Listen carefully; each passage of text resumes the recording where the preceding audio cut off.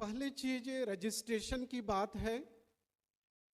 और रजिस्ट्रेशन जब हम कहते हैं, यहाँ ये व्यावसायिक पाठ्यक्रम है और इसके लिए कुछ जरूरी चीज़ें हैं जो हमारे पास होना चाहिए। पहली चीज़ तो आपके पास एक मोबाइल होना चाहिए, क्योंकि रजिस्ट्रेशन और फीस से संबंधित ये कार्य ऑनलाइन किए जाएंगे। बेहतर होगा आपके पास अपना एक मोबाइल हो, आपका एक वैलिड ईमेल आईडी हो। हालांकि आजकल ये सारी चीज़ें स्कूल से शुरू की जाती हैं। तीसरा, आपका आधार कार्ड अप टू डेट रहना चाहिए। होता क्या है, अधिकांश बच्चे जब आपने एबीसी, ये जो डिजी लॉकर जो आपने एक्टिवेट कराया, तो फिर उसके लिए आपका आधार कार्ड में किसी और का मोबाइल नंबर था, जिसके कारण से ये नहीं हो रहा था। और लास्ट है academic bank of credit ABC. इस संबंध में अलग से एक लेक्चर होगा, संबंधित प्रोफेसर आएंगे, इस पर विस्तार से चर्चा करेंगे।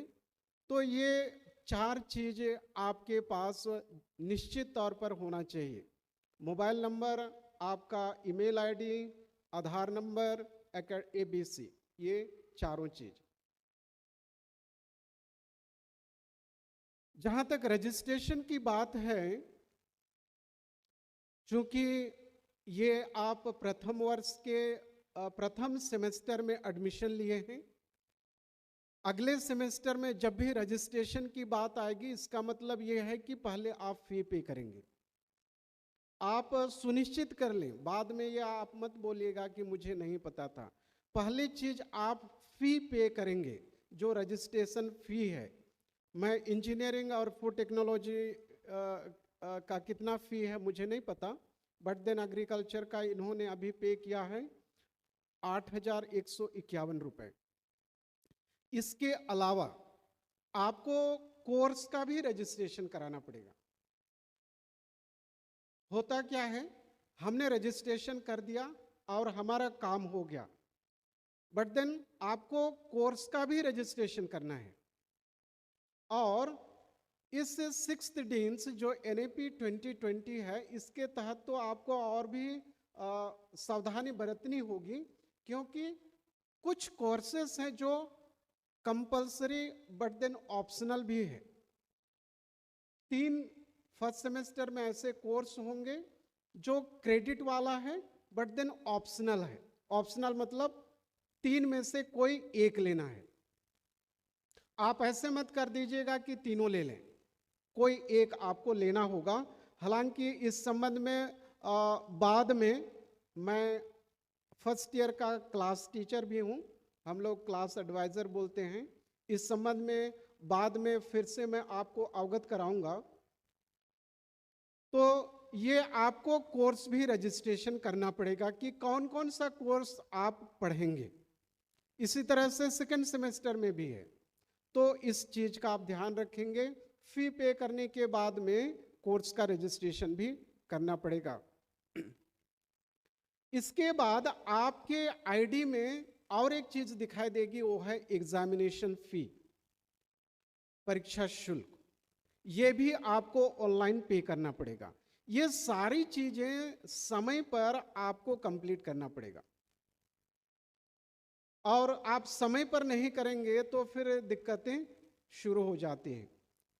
बहुत सारे विद्यार्थी क्या करते हैं, समय सीमा निकल जाती है, फिर वे ये सारी समस्या आकर बताते हैं। बेहतर होगा आप समय पर ये कार्य कर डालें।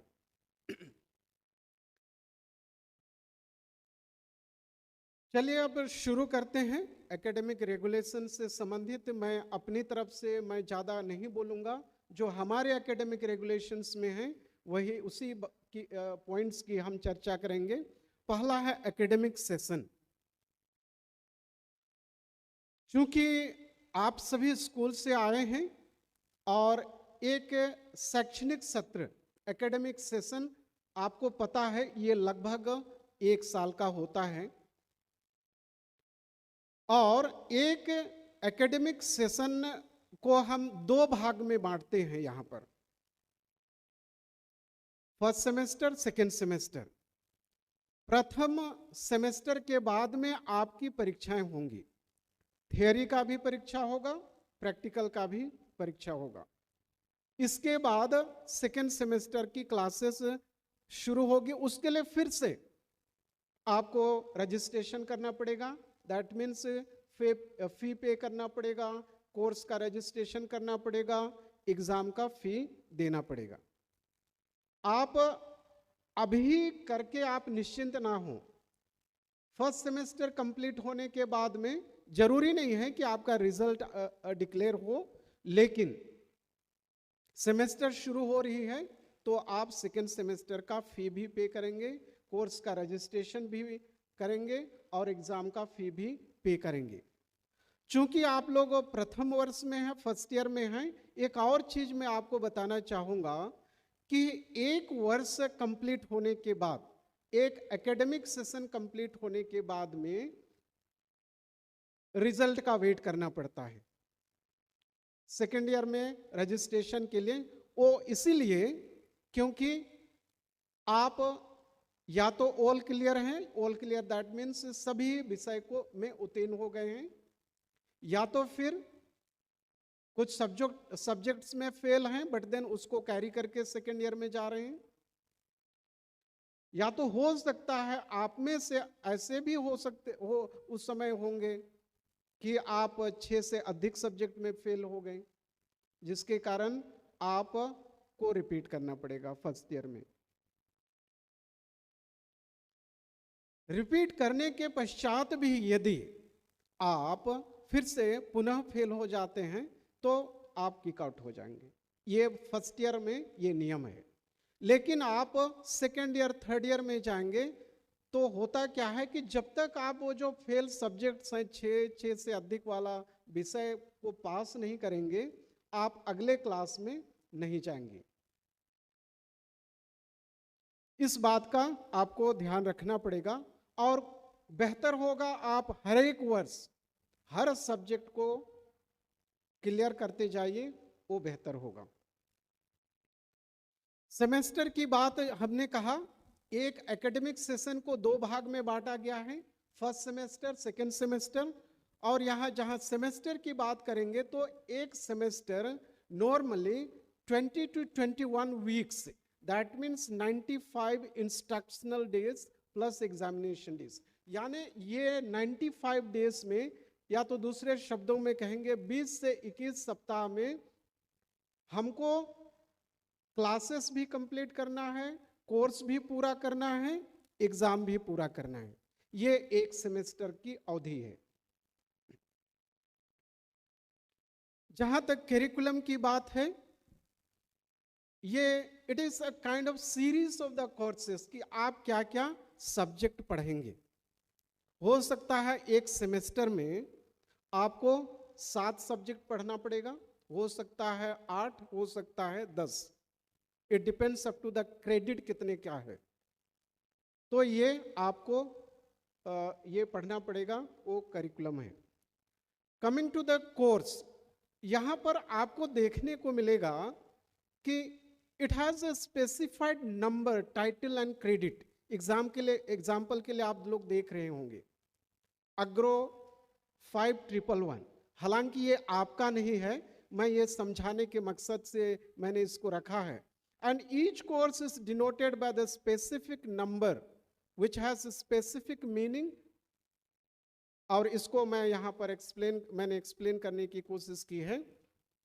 अग्रो से तात्पर्य यह है कि यह एग्रोनॉमी का कोर्स है, और दूसरा जो 5 देख रहे हैं जो फर्स्ट डिजिट है, and this is related to the number of the course, number of the course revision recommended by the national level committee of the deans. इसीलिए हम इसको 5th डीन्स बोलते हैं। हालांकि आपके केस में आपको अग्रो 111 दिख सकता है, अग्रो 121 दिख सकता है, यानी कि ये NAP 2020 के तहत इसमें 5th डीन्स का है, 4th डीन्स का है, 6th डीन्स का है, उसके लिए डिजिट नहीं दिया गया है। अगला डिजिट देखेंगे हम लोग, that is 1 related to the year, यानी कि ये 5 के बाद 1 जो दिखाई दे रहा है ये आप फर्स्ट ईयर को इंडिकेट कर रहा है, ये पहला 1। एंड द सेकेंड 1 ये क्या को दिखा रहा है कि फर्स्ट ईयर का फर्स्ट सेमेस्टर है। और the third 1 course number of the subject in particular semester, that is introductory agriculture. यानी कि इसको ऐसे समझिए, मान लीजिए थोड़े समय के लिए मैं वो 5 को हटा दूं तो कितने 3 1 बचेंगे, 111। पहला 1 क्या के लिए वहां पर स्टैंड करता है, that is related to the year, that is you are in the first year. Second जो है first semester. And the third 1 वो क्या के लिए है, एग्रोनॉमी का पहला सब्जेक्ट है। एग्रोनॉमी डिपार्टमेंट से बहुत सारे कोर्सेज चलते होंगे बीएससी में, हो सकता है सेकेंड सेमेस्टर में और एक कोर्स रहेगा, तो क्या हो जाएगा अग्रो 112, और ये संभवतः फर्स्ट सेमेस्टर में ही है। अग्रो 111, दूसरा है अग्रो 112। इसका मतलब ये हुआ पहला 1 फर्स्ट ईयर के लिए है, दूसरा 1 फर्स्ट सेमेस्टर के लिए, सॉरी क्या के लिए है, फर्स्ट सेमेस्टर के लिए है, और तीसरा 1 जो है क्या के लिए है, क्या के लिए है, एग्रोनॉमी का दूसरा सब्जेक्ट। यानी कि फर्स्ट सेमेस्टर में ही एग्रोनॉमी के 2 कोर्स चले। इसी तरह से समझने के लिए मैं और एक एग्जांपल ला रहा हूं, ये भी 5th डीन्स के अनुसार है। A soil that stands for agriculture soil science, उस कोर्स के लिए है। और 5 जिसके बारे में मैंने बता दिया है, this is as per the 5th deans committee. अब तो है 2, वो दैट इज क्या को इंडिकेट कर रहा है कि ये सेकेंड सेमेस्टर का है। और लास्ट जो डिजिट है 1, वो क्या को दर्शा रहा है कि ये सोइल साइंस का क्या है, पहला कोर्स है, थर्ड ईयर का पहला कोर्स है। Yes, coming to the non credit course, आपके कोर्सेस में कुछ क्रेडिट कोर्सेस होंगे, कुछ नॉन क्रेडिट कोर्सेस होंगे। क्रेडिट कोर्सेस को हम बाद में जिक्र करेंगे, यहाँ पर नॉन क्रेडिट को पहले देखते हैं। So non credit courses are those courses in which credits are assigned but they are not taken into account for calculating OGPA और परसेंटेज मार्क्स। तो नॉन क्रेडिट कोर्स में क्या है, क्रेडिट्स असाइंड हैं, हो सकता है 1+0 या तो 2+0 या तो 0+1 या तो 0+2। ये जो प्लस कह रहा हूं ये बाद में नीचे हम नेक्स्ट स्लाइड में देखेंगे। तो क्रेडिट्स तो रहेंगे, बट देन ये क्या है, परसेंटेज या तो ओजीपीए कैलकुलेट जब भी करेंगे तो इसको उसमें सम्मिलित नहीं करेंगे। और कुछ सब्जेक्ट्स हैं जैसे ये दीक्षारम है, ये नॉन क्रेडिट कोर्सेस हैं, आपको नंबर्स नहीं दिखेंगे आपके रिजल्ट में, आपको एस या तो यूएस दिखेंगे। यदि आपने अच्छे से भाग लिया है, पूरे 2 वीक्स ये अटेंड किए हैं, तो फिर आपको और परीक्षा में सम्मिलित होंगे, अच्छा परफॉर्म करेंगे, आपके रिजल्ट में एस दिखाई देगा, दैट मीन्स सेटिस्फैक्ट्री। और यूएस यानी कि यदि आप अटेंड नहीं कर रहे हैं या तो परीक्षा में आप सम्मिलित नहीं हुए, अच्छा परफॉर्म नहीं किए, तो फिर अनसेटिस्फैक्ट्री आपके रिजल्ट में आएगा यूएस। तो ये दीक्षारम है, एनएसएस है, एनसीसी, स्पोर्ट्स, एजुकेशनल टूर, ऐसे कुछ सब्जेक्ट्स हैं जो आपके कोर्स में भी हैं, बट देन ये नॉन क्रेडिट कोर्स हैं। क्रेडिट आवर्स की बात करेंगे। सबसे पहले सीधे एग्जाम्पल में चलिए, 3 क्रेडिट का है और इसको हम with in the parenthesis bracket के अंदर में 2+1 रखें। मान लीजिए कोई कोर्स है जिसका क्रेडिट 3 है।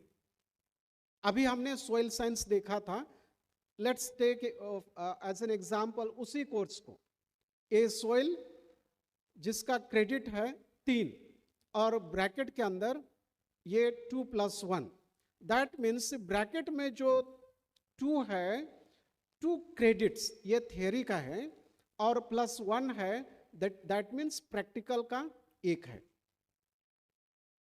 इस तरह से टोटल 3 क्रेडिट का ये कोर्स है। यहां पर जो 2 है, दैट मीन्स थियरी सप्ताह में 2 क्लास होंगे। यदि आपके कोई कोर्स में 2+1 है, दैट मीन्स सप्ताह में 2 थियरी क्लास होंगे 1-1 घंटे का, +1 है, दैट मीन्स 1 प्रैक्टिकल है, और 1 प्रैक्टिकल को हम लोग 2 घंटे का रखते हैं। आपका यदि 1 रहेगा क्रेडिट प्रैक्टिकल का, तो याद रहे कि आपका प्रैक्टिकल 2 घंटे का रहेगा। यानी कि उस पर्टिकुलर सब्जेक्ट के लिए एक सप्ताह में कितने घंटे की क्लास लग रही है, उधर 2 थियरी है और 1 प्रैक्टिकल है, दैट मीन्स 2 आवर्स, यानी कि 4 घंटे की पढ़ाई एक सप्ताह में उसके लिए होगी। यदि कोई ऐसा कोर्स जिसका क्रेडिट 2 है और वो उसमें केवल थियरी है, दैट मीन्स 2+1, पहले का जो है वो थियरी है, प्लस के बाद में जो है वो प्रैक्टिकल है, यानी कि उस पर्टिकुलर कोर्स में प्रैक्टिकल नहीं है। 2+0 that means it has only theory, that means केवल थियरी क्लास होगा और केवल थियरी का एग्जाम होगा, यानी कि सप्ताह में 2 घंटे का क्लास होगा उस पर्टिकुलर सब्जेक्ट का, उस पर्टिकुलर कोर्स का।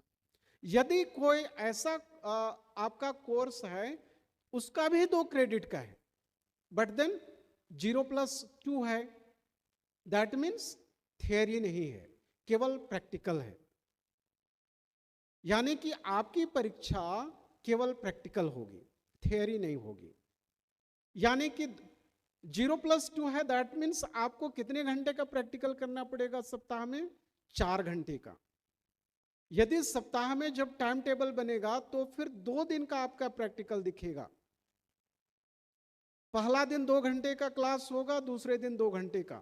और विशेषकर एग्रीकल्चर के स्टूडेंट्स को बताना चाहूंगा, प्रैक्टिकल फील्ड में भी हो सकता है, लैब में भी हो सकता है, क्लासरूम में भी हो सकता है ना, it depends up to the course teacher.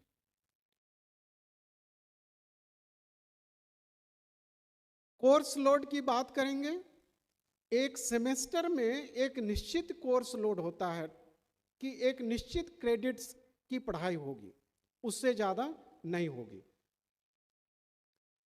और जब आप 4th ईयर में पहुंचेंगे तो एक फिर रावे, ये भी एक तरह का कोर्स है, और इसको विशेष रूप से इसलिए बताना चाह रहा हूं क्योंकि फिर आपको ये भी पता होना चाहिए, फुल फॉर्म है रूरल एग्रीकल्चरल वर्क एक्सपीरियंस, और ये भी 1 सेमेस्टर का, this is taken as a training, और ये या तो कोई रिसर्च सेंटर में हो सकता है, कोई फार्म में हो सकता है, कहीं गांव में हो सकता है, या तो कोई इंस्टीट्यूट में भी हो सकता है, और ये 4th ईयर के लिए है।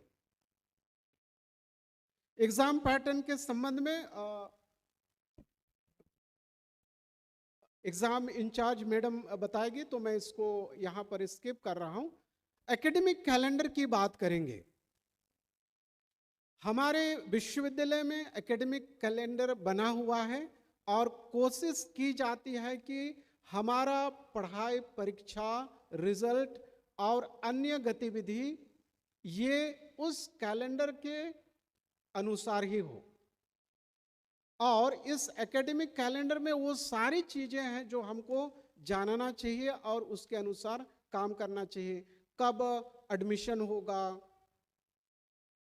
कब कितने दिन की पढ़ाई होगी, कब परीक्षाएं होंगी, कब थियरी होगा, कब प्रैक्टिकल होगा, कब रिजल्ट डिक्लेयर होगा, कब अगले सेमेस्टर का फिर से रजिस्ट्रेशन होगा, पढ़ाई शुरू होगी, कब परीक्षा होगा, ये सारी चीज उस एकेडमिक कैलेंडर में है। आपको यहाँ से दिखाई नहीं देगी, जब आप क्लास शुरू करेंगे तो ये कॉपी आपको मिल जाएगा, या तो मैं आपको ग्रुप में शेयर कर दूंगा।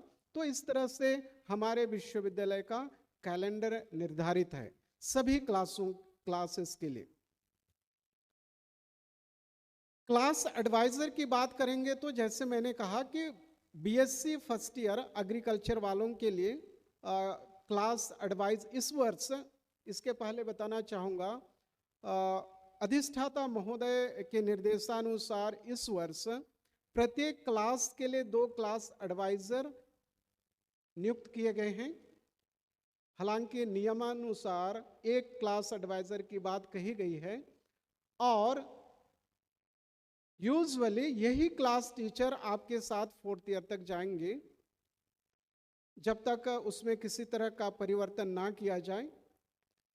बीएससी फर्स्ट ईयर के लिए मैं और एक मैम जो आएगी, हम लोग आपके क्लास एडवाइजर हैं और क्लास एडवाइजर होने के नाते आपकी गतिविधि, आपकी पढ़ाई, आपकी परीक्षाएं, आपकी को करिकुलर एक्टिविटीज़, इन सारे चीज़ों के संबंध में आपसे हमको चर्चा करना होगा।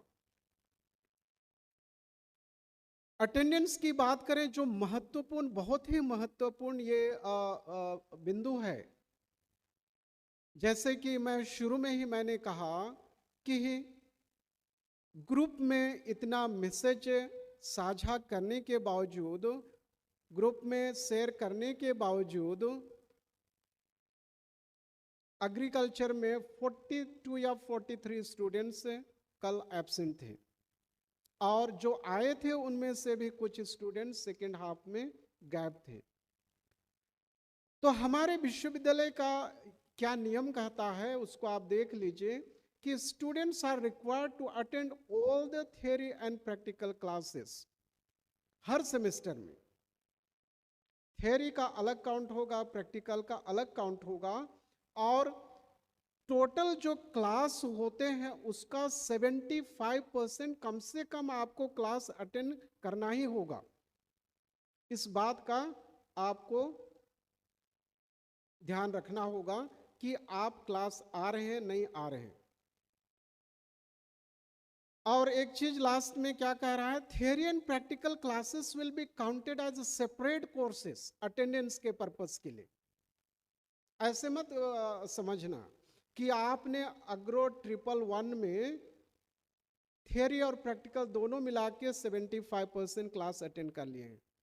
नो, आपको थियोरी में भी 75, प्रैक्टिकल में भी 75% अटेंड करना ही होगा। कुछ अपवाद हैं, ये बताना इसलिए जरूरी समझ रहा हूं क्योंकि फिर वो औपचारिकता आपके एंड से भी पूरा होनी चाहिए। Students who are required to forgo classes due to their participation, क्या क्या में हो सकता है, एनसीसी कैंप में, एनएसएस कैंप में, स्पोर्ट्स टूर्नामेंट में, athletics, other extra curricular activities हो सकता है, ये इंटर कॉलेजिएट हो, inter university, inter state, national और इंटरनेशनल लेवल का। लेकिन फिर इस तरह की गतिविधि के लिए या तो डीएसडब्ल्यू के तरफ से कोई ऑर्डर की कॉपी होनी चाहिए, आपके इंचार्ज जो हैं वो प्रस्तुत करेंगे ऑन बिहाफ, आपके ऑन बिहाफ में कि आप कहीं से नॉमिनेटेड हैं। विशेषकर एनसीसी के लिए नॉमिनेशन उनके कहीं और से आता है, तो ये आपके और आपके इंचार्ज की जिम्मेदारी बनती है कि वो कॉपी प्रस्तुत करें, तभी आपको एग्जेम्पशंस मिल सकते हैं। तो ऐसी स्थिति में क्या है कि ये आपके अटेंडेंस के परसेंटेज में जोड़ा जाएगा। इसके अलावा एक बात अति आवश्यक जानना जरूरी है, यदि क्लास किसी कारणवश पूरा क्लास एब्सेंट रहता है मास में और ये 10 दिन से अधिक होता है तो फिर आपका सेमेस्टर वॉश हो जाएगा। जिस सेमेस्टर में इस तरह की हरकत होगी पूरा सेमेस्टर वॉश हो जाएगा। आप जो फी पे किए हैं वापस नहीं होगी कि आप कितने सेमेस्टर, कितने ईयर के लिए आप छुट्टी मांग रहे हैं। जहां तक ड्रॉप की बात है, it is a period of absence due to cancellation of semester for any reason और absence of student without taking break. हालांकि क्या कह रहा है यहाँ, break and drop together shall not be more than 4 semesters, इससे ज़्यादा छुट्टी नहीं मिलेगी। कहने का तात्पर्य ये है कि 2 वर्ष से अधिक आपका ये गैप नहीं होगा। इसमें कुछ संशोधन किया गया है, स्पष्ट उसको किया गया है बाद के नोटिफिकेशन अधिसूचना के माध्यम से।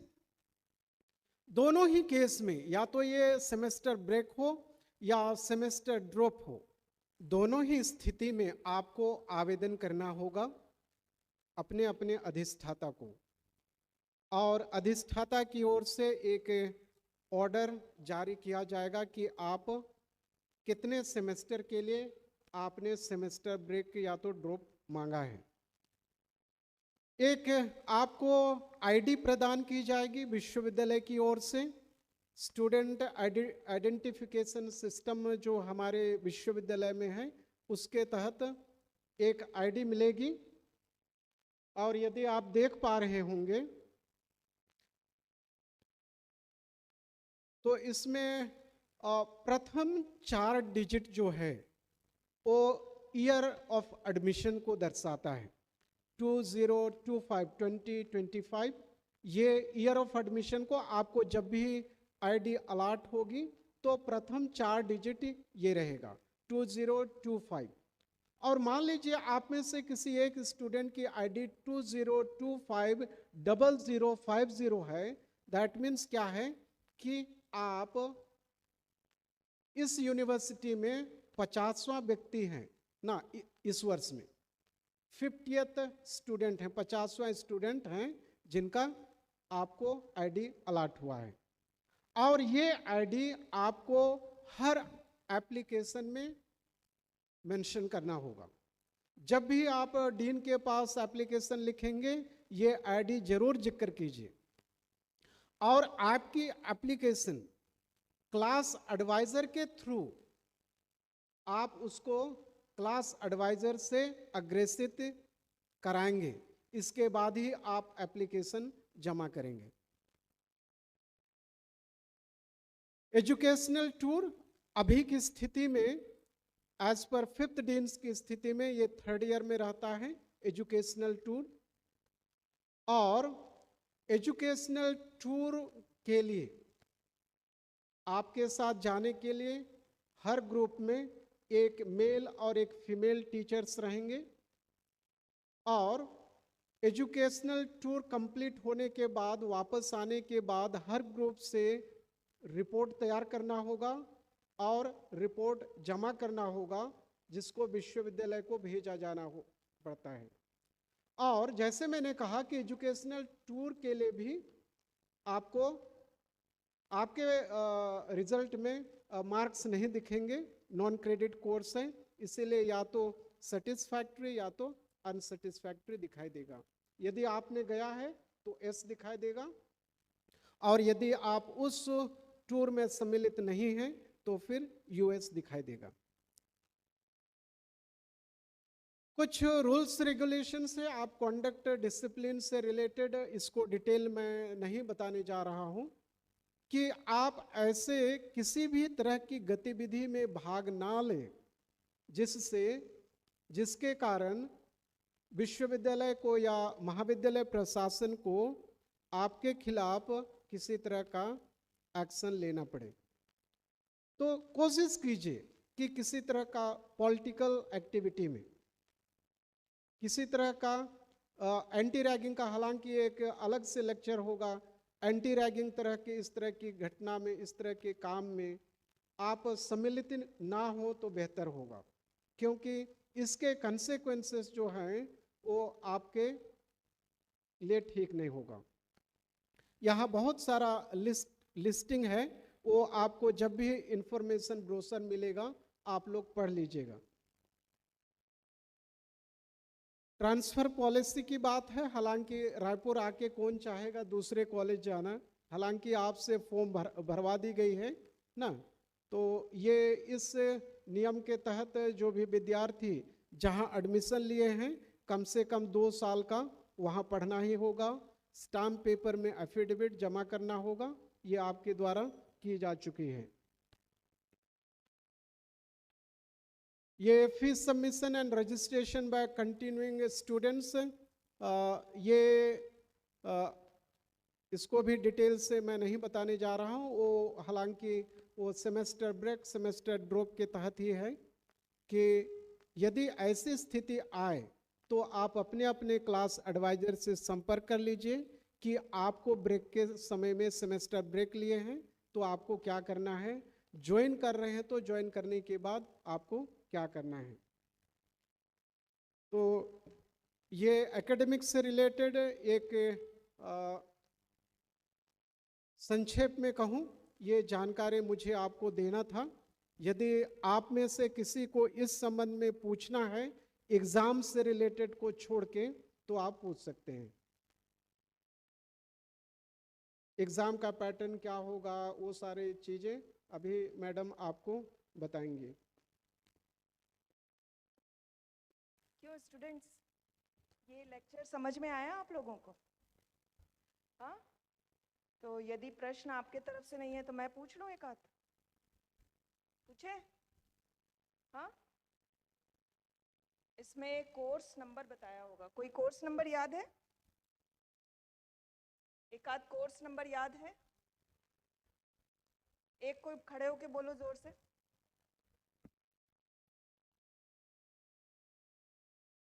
एग्रो 5111। चलिए इसका मीनिंग बताइए। किसी ने भी सर से नहीं पूछा ना इसका मीनिंग? हाँ हाँ बोलो।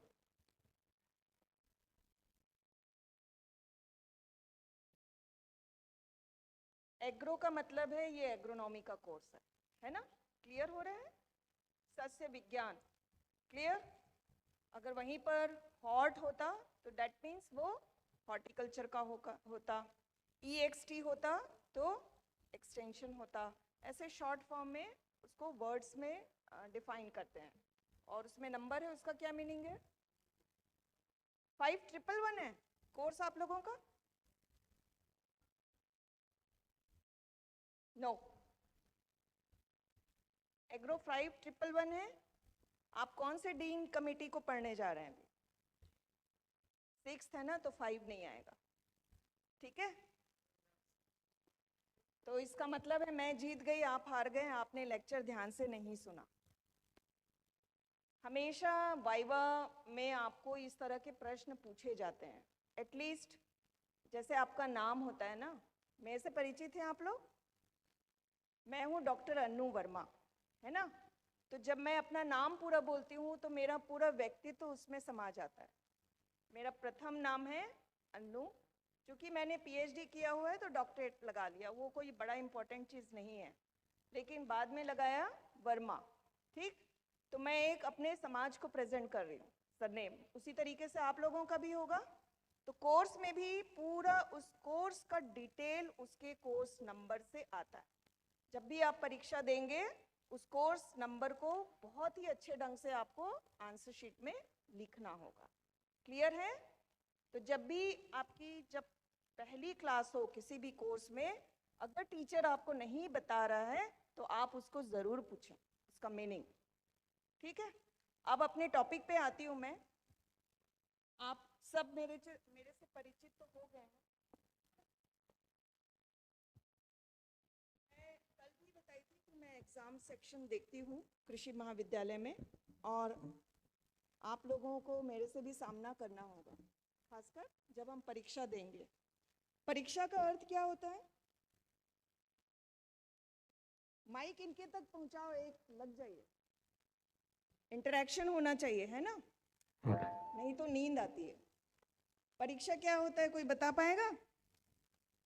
जब से हम इस जीवन में आए हैं परीक्षा देते आए हैं, और परीक्षा ऐसा शब्द है जिससे क्या होता है? सबसे पहले थोड़ी सी घबराहट होती है कि नहीं?